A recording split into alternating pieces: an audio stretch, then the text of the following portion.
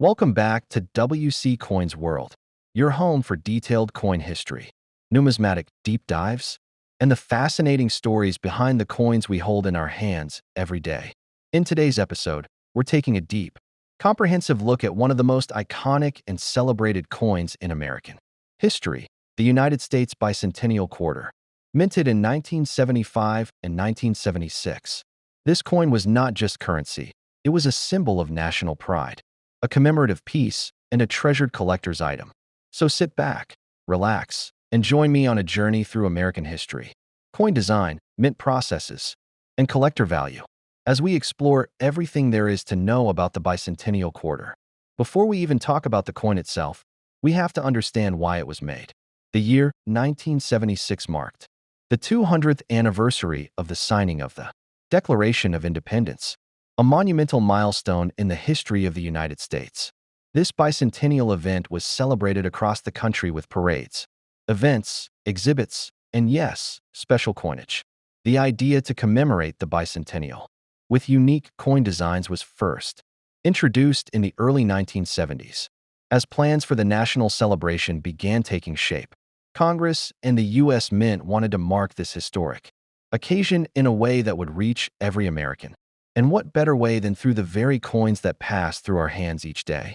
In 1973, the U.S. Congress passed legislation authorizing the American Revolution Bicentennial Coinage Program, allowing the Mint to create special designs for the quarter dollar, half dollar, and dollar coin, the first time circulating. U.S. coins would feature commemorative designs since the 1920s. The Mint held a national competition for new reverse designs for these coins. Artists and sculptors from around the country submitted their work. The goal was to create images that honored the spirit of 1776 and the values of freedom, liberty, and patriotism. More than 900 designs were submitted. After a rigorous review process, the winners were announced in March 1974. The winning reverse design for the quarter was created by Jack L. H.R., a graphic designer from Arlington Heights, Illinois. His design featured a colonial drummer, also known as a Minuteman, facing left with a victory torch, surrounded by 13 stars, to represent the original colonies.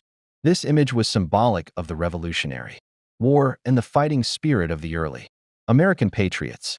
It captured the theme of liberty and courage, without portraying a specific historical figure, making it universally representative of the era. The obverse, or front, of the coin remained the familiar portrait of George Washington, originally designed by John Flanagan in 1932. However, there was a key difference. Instead of the typical date, the obverse of the bicentennial quarter displayed a dual date, 1776 to 1976, commemorating 200 years of American independence. The bicentennial quarters were minted at 3 facilities: Philadelphia, Denver, and San Francisco. Philadelphia Mint. No mint mark coins produced here have no mint mark. Denver Mint, D minted with the D mark. San Francisco Mint, S produced both proof and silver-clad collector versions. A total of over 1.6 billion bicentennial quarters were struck for circulation, making it one of the most produced coins in U.S. history. Here's a breakdown. Philadelphia, no mint mark, over 809 million coins. Denver, D, over 860 million coins. San Francisco, S, millions of special proof and silver-clad versions, in addition to regular copper-nickel-clad versions for circulation. The San Francisco Mint also struck 40% silver-clad bicentennial quarters. These were sold in special collector sets and never released into general circulation. These silver coins were included in both proof sets and uncirculated mint sets. They are distinguishable by weight and edge color. They lack the distinct copper strip on the edge. Today, they remain highly collectible and are more valuable than their face value, especially in pristine condition. When the bicentennial coins were released starting in mid-1975, the public responded with massive enthusiasm. Banks across the nation ordered them in bulk, and many Americans hoarded them as keepsakes.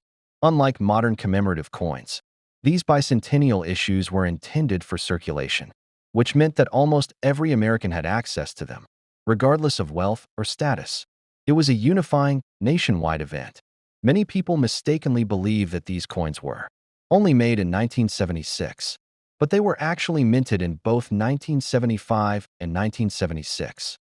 No quarters were released with a 1975 date. Only the dual date 1776 to 1976 design was produced during those 2 years. Over the years, numerous rumors and myths have surrounded the bicentennial quarter. Some claim there are rare 1975 quarters or double die errors worth thousands of dollars. Let's clear up a few. Number 1975 Washington quarters were ever struck. All quarters from 1975 and 1976 bear the 1776 to 1976 date. Error coins do exist, such as off-center strikes, clipped planchets, or die cracks, and these can fetch a premium, but only in rare cases. The silver-clad versions are sometimes confused with error coins due to their different appearance, but they were intentionally minted for collectors. So what are these coins worth today?